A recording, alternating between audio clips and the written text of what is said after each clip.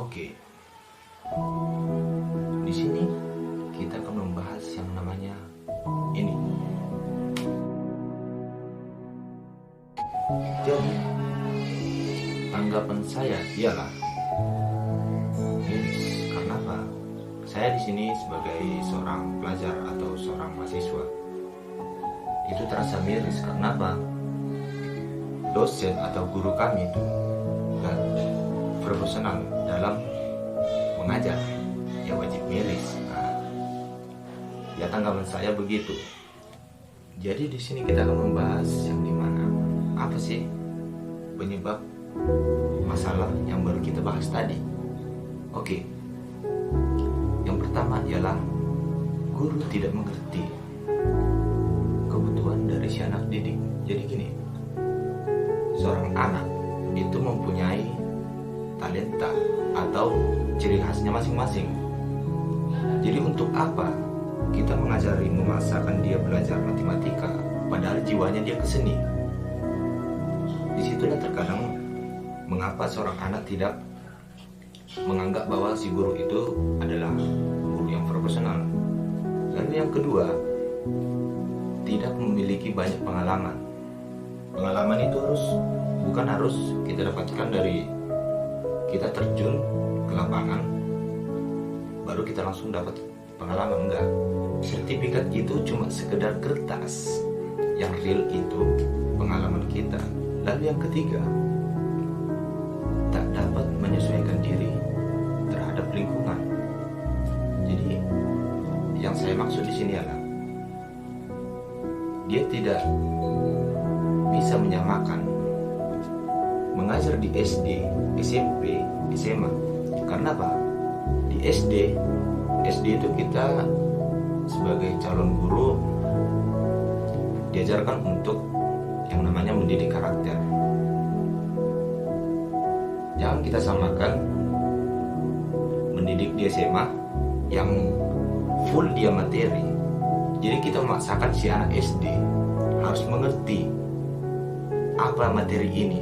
Misalkan dia belajar yang namanya IPA, jadi dia harus tahu apa itu simbosis, apa ini, apa itu. Padahal di SD ditekankan ialah mendidik karakter supaya besok-besoknya si anak tersebut mempunyai karakter yang duniawi. Lalu yang keempat, kurangnya kreativitas dari si guru tersebut. Walaupun dia mempunyai gelar, walaupun dia mempunyai pengalaman, walaupun dia udah legend di bagian belajar mengajar, kalau dia tidak mempunyai kreativitas sedikit pun, ya pelajaran itu akan monoton, ya nggak guna. Karena apa? Di Indonesia orang atau bahkan di dunia itu lebih senang melihat yang namanya ada kreativitas. Contoh, si anak disuruh membaca buku, itu belum tentu dibaca. Tapi jika seorang guru atau pengajar membuat suatu video dan di-share ke anak didik, karena apa? Otak dari manusia itu lebih cepat menangkap yang dilihat, didengar, baru bisa dirasakan langsung. Istilahnya kalau membaca dia kan untuk kita sendiri aja, nggak usah jauh-jauh. Membaca kan kita kayak menghayal gitu loh. Ibaratkan membaca novel Dylan baru menonton film Dylan. Lain lagi yang memang gemar membaca, itu lain. Lalu terkadang gini, si guru tersebut memaksa agar seorang anak harus pandai di mata pelajarannya. Jadi logikanya gini, dari satu anak kita buat mata pelajarannya dari 10 mata pelajaran. Jadi dari semua guru, itu belum tentu semua sih. Maksudnya gini, dari semua mata pelajaran itu harus bisa si anak tampung. Padahal dia nggak niat ke semua mata pelajaran tersebut. Seperti yang saya bilang tadi, dia suka seni, padahal guru matematika memaksa dia agar mengerti matematika gitu. Jadi ya anak tersebut menganggap guru ilmunya tidak profesional walaupun dia sudah tersertifikat.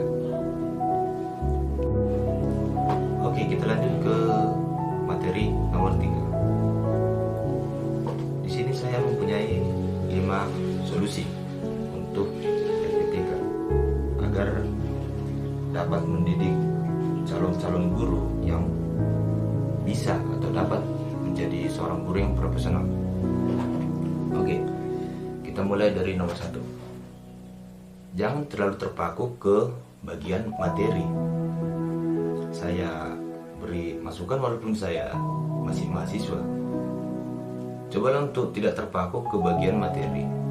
Lakukanlah praktek. Karena apa?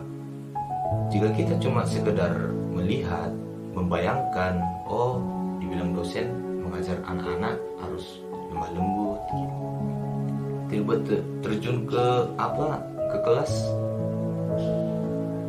diamlah, nggak tahu ngapa-ngapain. Dia praktik nggak ada, jarang. Itu pun kalau pas di situ mahasiswanya dia ikut. Yang kedua, mengikuti perkembangan zaman. Kenapa kita harus mengikuti perkembangan zaman? Seperti yang terjadi saat ini, saat COVID-19 melanda yang namanya dunia kita ini, kita belajar secara daring. Jadi di situ banyak guru-guru atau dosen-dosen yang terkejut. Gimana sih mengajar lewat jaringan? Padahal dia buta akan internet. Jadi untuk saat ini kita udah di zaman teknologi, apa salahnya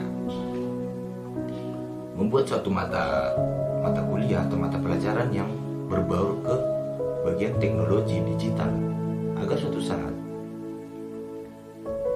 tidak ada yang namanya buta internet, buta komputer. Murid pun ini guru, tapi masa dia nggak tahu yang namanya internet? Dia ngapain aja sih? Yang ketiga, mengajak mahasiswa agar lebih kreatif. Seperti dosen saya, ini tugas mata kuliah saya. Jadi sini saya mengapresiasi dari dosen saya ini. Karena apa? Di sini mahasiswa itu dilatih untuk kreativitas, berargumen di dunia maya, walaupun ini virtual, ya nggak apa-apa. Ini melatih agar mahasiswa dapat kreatif. Ini yang paling penting menurut saya. Ini yang paling penting. Jangan membius mahasiswa bahwa nilai itu adalah dewa gitu. Jangan membius, karena banyak teman-teman saya itu mereka terlena karena apa? Nilainya ya ada yang C, ada yang B, pokoknya yang menurut mereka rendah lah. Padahal kan sebenarnya nilai yang di kertas itu sebenarnya cuma sekedar hiasan semata. Karena apa? Gini, dia pintar di kertas, belum tentu dia pandai di atas pentas. Karena apa? Yang pintar di kertas itu kebanyakan memang ya orang-orang pintar. Tapi balik lagi ke solusi nomor 1. Walaupun dia pintar di kertas, tapi dia tidak pandai di pentas, dan praktek dia tidak ada, pengalamannya tidak ada, ya sama aja non. Ibaratkan ada emas, ini emas, tapi dia dalam batu yang besar. Tak, ada sebuah besi putih, dia tidak ada dalam batu, tidak tertutupi apapun, tapi mereka tahu besi itu mengkilat, berarti itu besi. Padahal emas tadi yang dalam batu, orang tak tahu, mereka nggak tahu. Berarti kan gitu ya. Emas ini adalah orang yang pandai di kertas. Besi adalah orang yang pandai di atas pentas. Ya. Yang kelima ya, ini solusi global sih. Menjadi panutan yang baik. Ya, itu jelas sih. Karena menjadi panutan itu penting untuk Anda, para dosen-dosen atau LPTK yang pendidikan para mahasiswa untuk menjadi guru yang baik di mata para murid. Itu jelas. Jangan dikasih tugas pergi entah kemana gitu, dikasih tugas jam 3 dikumpul harus jam mana, nggak dikumpul nilai nggak ada. Itu gak guru, itu gak dosen. Si guru harus pandai menjiwai si anak apa kebutuhannya, itu aja. Balik lagi ke yang topik-topik yang kita bahas barusan. Gini, jangan paksakan seorang anak harus pintar, jangan. Tapi paksalah seorang anak mempunyai bakat, lalu dia kembangkan. Itu dengan bantuan Anda pada guru. Kalau nggak bisa jangan jadi guru, itu aja sih. Oke, maaf kalau misalkan perkataan saya pahit ya. Jangan merasa tinggi karena Anda telah mempunyai sertifikat. Sertifikat yang dinamakan sertifikat profesional menjadi guru. Tingkat profesional itu dinilai dari kreativitas atau hasil karya Anda. Tidak cuma sekedar ini sertifikat saya ini menjadi profesional loh. Enggak. Seperti saya sendiri, saya mengapresiasi yang namanya sebuah karya, walaupun karya tersebut tidak terlalu cantik menurut saya, tapi dia telah berjuang. Ya, toh sekarang dia udah dipandang orang profesional. Jadi orang memandang profesional, kembali lagi, karya yang diciptakannya dianggap orang-orang profesional, bukan karena sertifikat atau tanda bukti atau apa, kecuali piagam ya, piagam atau piala itu baru. Oke, yang ketiga, kembali lagi ya kembali walaupun saya tidak terlalu pandai ke bagian yang namanya berargumen, apalagi di depan masyarakat gini. Ya, tingkatkanlah kreativitas Anda. Itu jelas. Seperti saya sendiri, saya adalah seorang mahasiswa dan saya bekerja ke bagian fotografer. Jika saya tidak meningkatkan kreativitas saya akan terkalahkan dari fotografer lain. Itu jelas. Karena apa? Mereka akan lebih tertarik kepada fotografer lain daripada saya jika saya tidak meningkatkan kreativitas saya. Itu sama juga seperti guru. Ada perbandingan dari guru A dan guru B.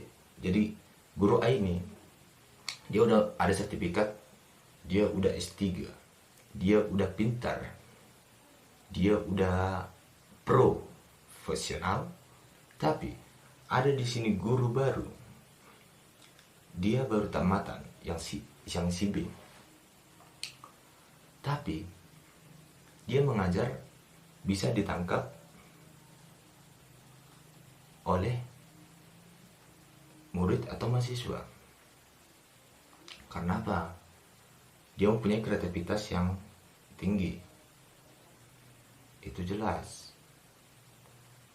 Seperti saya ibaratkan, kreativitas yang dinamakan di sini adalah langsung, jangan keterusan mempraktekkan apa yang dimaterikan, walaupun itu yang namanya IPA, walaupun itu yang namanya bahasa Indonesia, walaupun itu yang namanya bahasa Inggris. Karena apa? Dari praktek itu otak akan menangkap 70% daripada materi, apalagi orang Indonesia cuma 1% orang yang minat membaca. Bayangkan. Tapi yang namanya nengok video, yang punya HP, Indonesia mempunyai peringkat kelima terbanyak mempunyai Android di dunia. Jadi apa salahnya guru lebih kreativitas ke bagian digital, walaupun itu sekedar yang namanya audio atau video, agar mahasiswa atau murid lebih menangkap. Karena dilihat atau didengarkan atau praktek langsung, ya kalau zaman COVID kayaknya susah sih praktek, ya dominan ke bagian video sih kalau sekarang ya. beradaptasilah dengan lingkunganmu.